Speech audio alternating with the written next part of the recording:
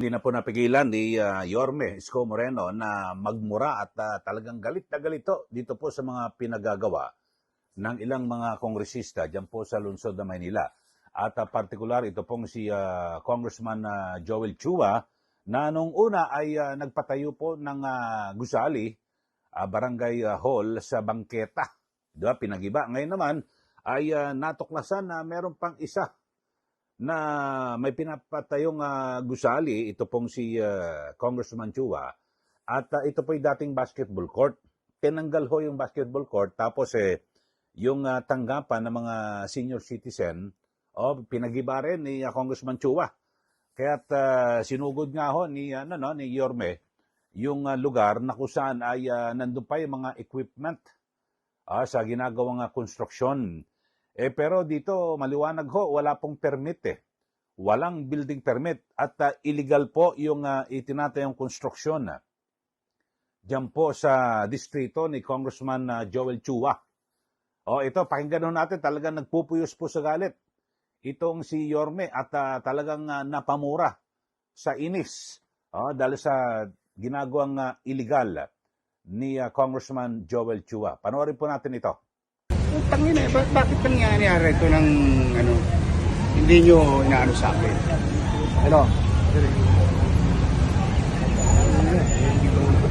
Lahat to kumpis kayo nyo.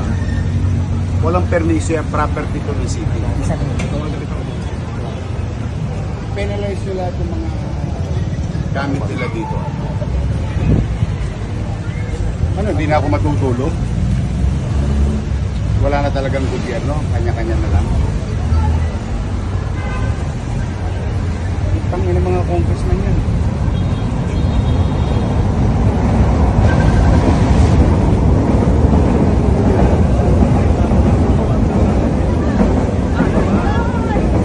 Yan po si Yorme, talagang napamura sa galit. Kasi talagang parang napakarami ho ng mga ginagawang kalokohan diyan ng ilang kongresista.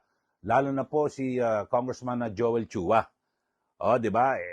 Hindi na nga raw. Nung nakaraan sa bangketa nagpatayo ng barangay hall at di ba, imbis na pwede namang ilagay sa tama Katulad ho nito, dapat ho ay kung magtatayo ka ng building, dapat may permit ka. Diyan po sa City Hall. Kasi yan po importante. Mga kababayan, kayo anong masasabi nyo ho rito sa naging pahayag ni Yorme Isko Moreno? Talagang galit na galit ho. At ngayon, hinahamon niya si Congressman Chua na, sige, imbestigahan niyo ang inyong sarili. Diyan po sa Kongreso, yung Quadcom na yan, Tricom, Quadcom na yan, imbestigahan niyo ang inyong sarili sa inyong mga pinagagawa sa lungsod ng Maynila. At sabi nga po ni Yorme, inahamon niya nga ho itong si Congressman Chua. Dahil sa talagang puro mga kalokohan at illegal ang pinagagawa diyan po sa Maynila. At sabi ho niya, kung noong nakarang mayor, siguro itong tinutukoy niya rito ay si Mayor Hani Lacuna, kinakayan-kayanan ho nila. Ngayon hindi pa pwede. Dahil sa ngayon may gobyerno ho rito sa lungsod ng Maynila at yan po si Yorme Isko Moreno. Yun po. So pakinggan ho natin muli. Talagang itong nagpupuyos at talagang mainit po ang ulo ni Yorme. At alam nyo ho ay pinakumpiska ho lahat ng mga equipment doon at pinadlock yung lugar. Dahil sa talagang wala ho illegal ho Ganun naman talaga, di po ba? Kahit saan namang syudad Pero hindi pwedeng maglakas loob ang sino man, dahil sa batas po ito, kapag gagawa ka ng gusali, dapat may permit. Di po ba? Ito, panoorin ho natin mga kababayan, yung isa pang ating video na kung saan ay hinahamon na po ni Yorme Isko Moreno. Ito pong si Congressman Chua. Sige, abogado ka pa naman.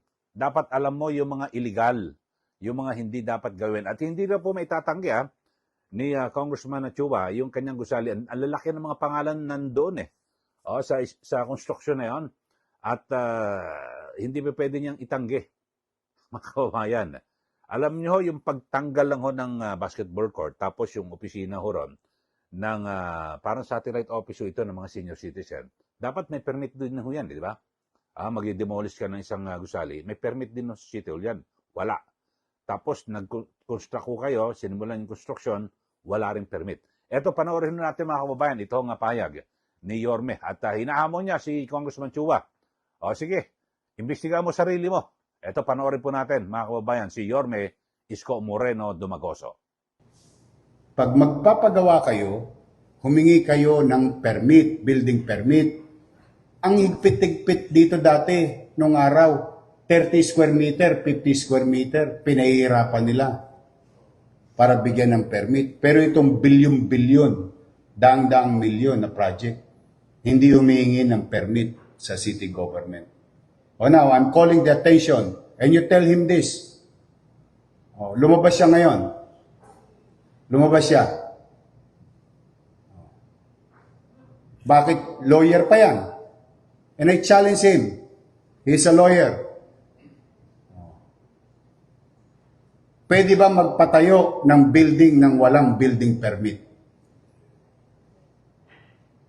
Hindi pa siya natuto doon sa pinatayo niyang barangay hall na 19 million eh. Oh. Tapos sasabihin nila, hindi kanila. Eh, lalaki ng mga pangalan nila doon. So sa akin, yun ang hamon ko sa kanila. Ngayon nila imbestigahan sa Quadcom ang sarili nila. Okay, yan po ang pahayag ni Yorme. Talagang galit na galit ho mga kababayan. Di ba sa una nating video footage ay napamura. Ito pong si Yorme. Siguro kahit naman sino. Kasi parang sinasabi ni Yorme, ano ba, hindi na ako matutulog? Lahat ba, babantayan ko na lang kayo? Oh, kumbaga sa ano ba, wala bang ginawa kayong tama? Parang ganon na dapat talagang lahat i-check. Yun ho mga kababayan. At sabi po ni Yorme, pinapaalala niya ho kay Congressman Joel Chua na ang lungsod na Maynila, ito po ay city government ng Maynila, hindi city government ng House of Representatives. At kanyang ipinaalala kay Congressman Chua na ang kanyang talagang trabaho o responsibilidad bilang kongresista ay gumawa ng batas. Yan, so nakatikim ho si Congressman Chua.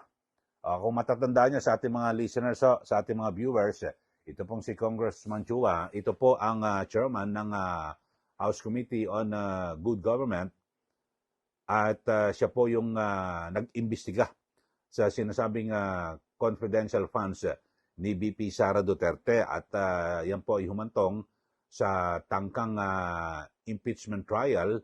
Pag na-impeach po siya sa House of Representatives, pero hindi po natuloy yung yung trial paglilitis sa Senado dahil sa yun nga po ay pinigil at sinabing unconstitutional ng Supreme Court.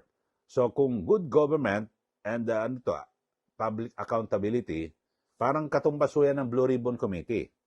So dapat kung ikaw ay nag-iimbestiga para sabihin sa mga sinasabing mga opisyal ng gobyerno na gumagawa ng kalokohan o anomalya, dapat linisin mo muna sarili mo, di ba, Congressman Chua?